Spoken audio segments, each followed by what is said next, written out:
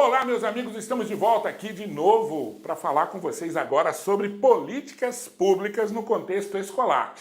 Nós vimos no vídeo anterior, na verdade, políticas públicas no contexto da sociedade. Agora nós vamos ver quais políticas públicas estão relacionadas ao contexto escolar, ao contexto da escola, tá? Que política pública é essa relacionada ao contexto escolar?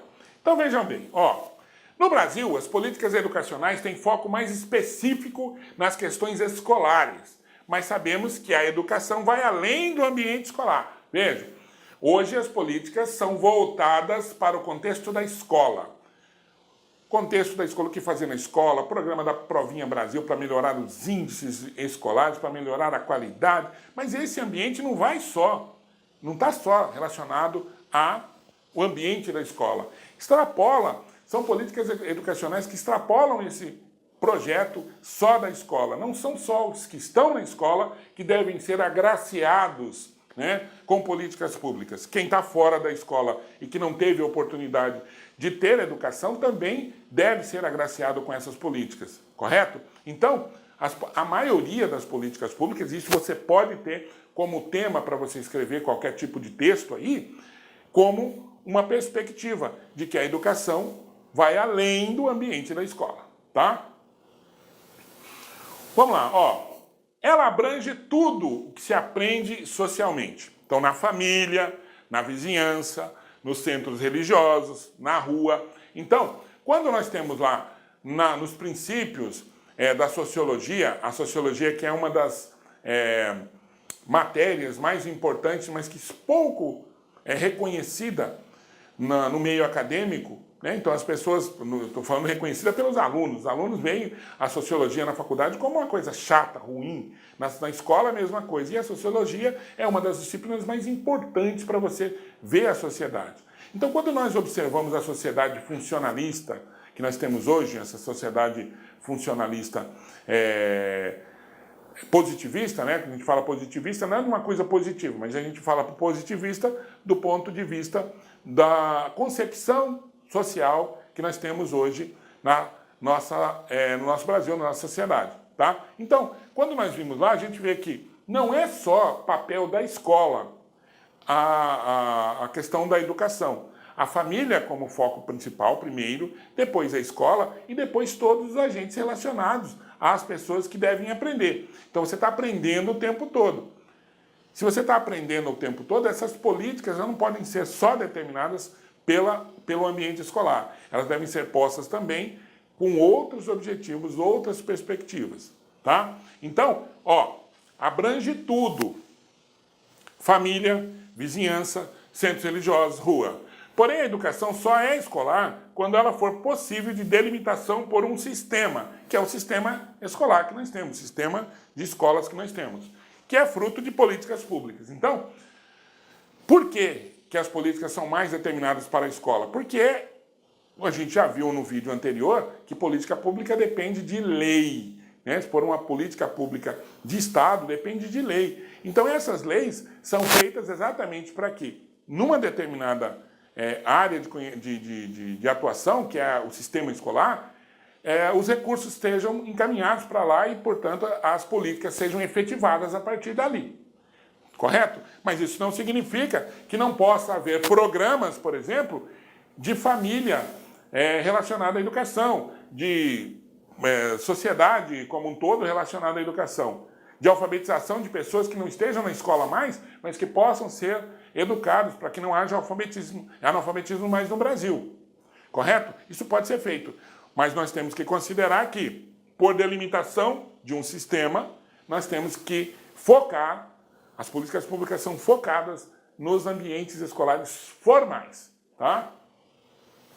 Então lá, as políticas públicas são ações coletivas que visam a orientação e garantia de direitos perante a sociedade. Nós já vimos isso lá nos vídeos anteriores, no qual envolve compromissos e tomadas de decisões que almejam determinadas finalidades. Essas ações governamentais devem ser sempre planejadas com objetivos, metas e efeitos e com efetividade. Objetivo, metas e efeito e com objetividade. Então, por quê? Porque senão você corre o risco de gastar muito dinheiro e ter pouca eficiência.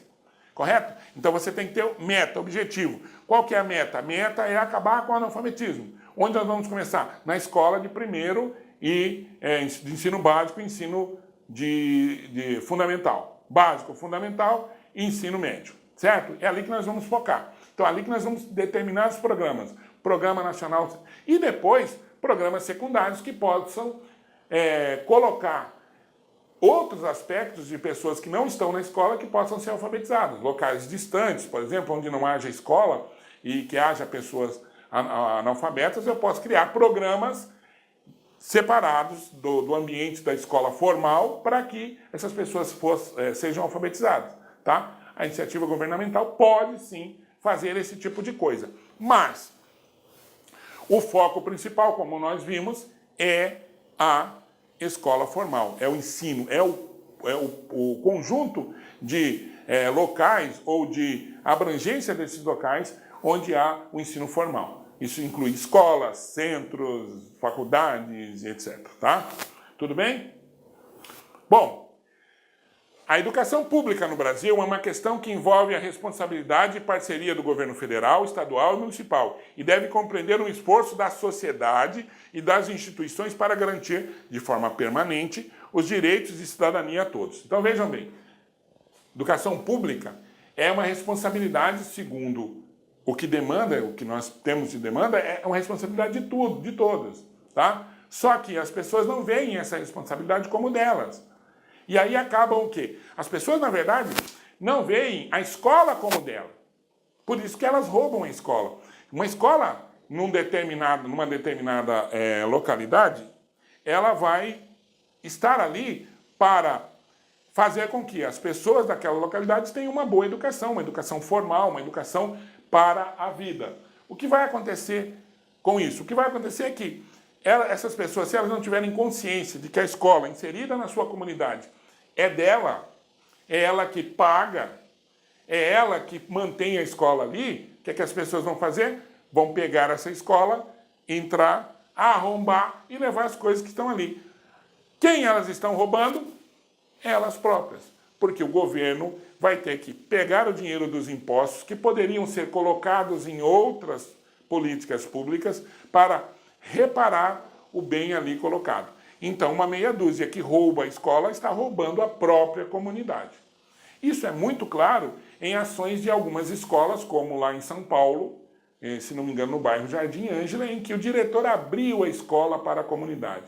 A consciência é de que a comunidade, ao entrar na escola, ao fazer parte do ambiente escolar, ao fazer parte das ações que a escola coloca e também do lazer, jogar futebol no final de semana, a quadra tem que ficar disponível, das ações, fazer capoeira, fazer balé, fazer dança, outros tipos de dança que não balé, porque o balé é dança, outros tipos de dança. Então, o que acontece?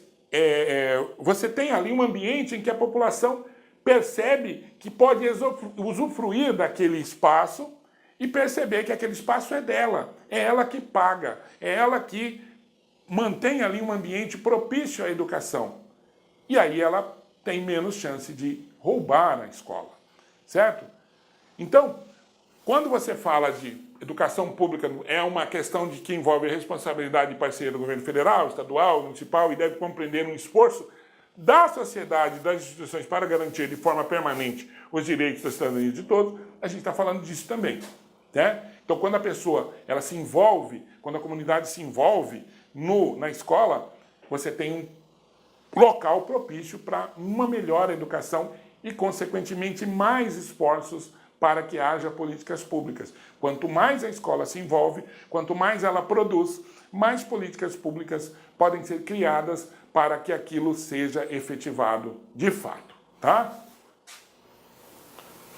Para os professores, é fundamental conhecer as políticas públicas vigentes para lutar pela sua efetivação e qualidade e alcançar o objetivo almejado. Vejam, para os professores, basicamente, o professor ele não pode ficar somente dentro da sala de aula e não saber essas coisas, não saber o que está acontecendo, quais são as políticas. Por quê? Porque ele perde a oportunidade de melhorar a situação da escola, dos seus alunos e, consequentemente, questões relacionadas à educação social, à educação da sociedade. Tá? Como assim, professor? Olha só. Se você conhece as políticas públicas, se você conhece quais, por exemplo, são os incentivos que se dão às empresas para que essas empresas possam estar dentro da sua escola, você consegue, por exemplo, se você sabe disso, você consegue criar mecanismos para que as empresas, numa parceria que é possível hoje, chamada de parceria público-privada, possa estar na escola e ajudar essa escola a se desenvolver melhor. Cursos de informática, e as empresas não fazem isso porque elas são boazinhas, não. Elas fazem isso porque elas têm incentivos para fazer. Então, no ano de 2009, tenho esse dado, mais de 8 bilhões foram deixados de ser colocados como incentivo na escola pela iniciativa privada, porque não havia projeto.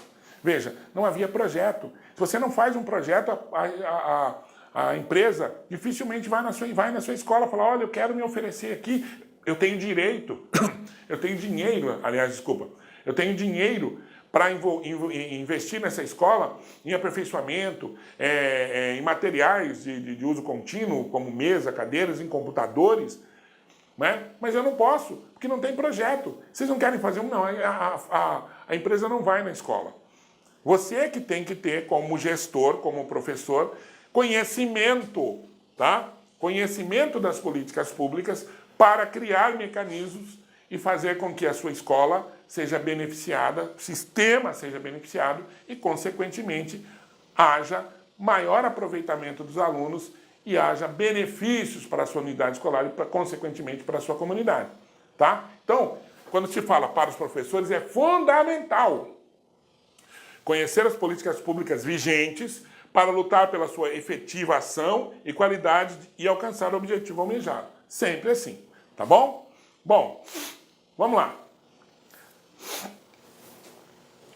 Hoje, no Brasil, existem algumas ações que o governo promove na educação, cujo foco é incentivar o ensino de qualidade e oportunidade para todos. Então, há inúmeros projetos. Um projeto é a chamada Provinha Brasil, tá? A Provinha Brasil, ela incentiva as pessoas, os alunos, a estudarem e terem um aproveitamento. Querendo ou não, isso é uma política pública que vai incrementar isso. Isso se os resultados não forem maquiados, né? Eles não forem colocados de maneira equivocada, certo? Se eles não forem equivocados, isso é um sistema que vai melhorar a educação, vai melhorar a qualidade da educação, porque as pessoas têm que estudar mais. Os professores têm que fazer com que os seus alunos estudem mais, que eles aprendam de fato para eles fazerem a prova. Teoricamente é isso, tá? Às vezes o objetivo não é alcançado, mas é primordial continuar buscando a melhoria da qualidade da nossa educação. Correto?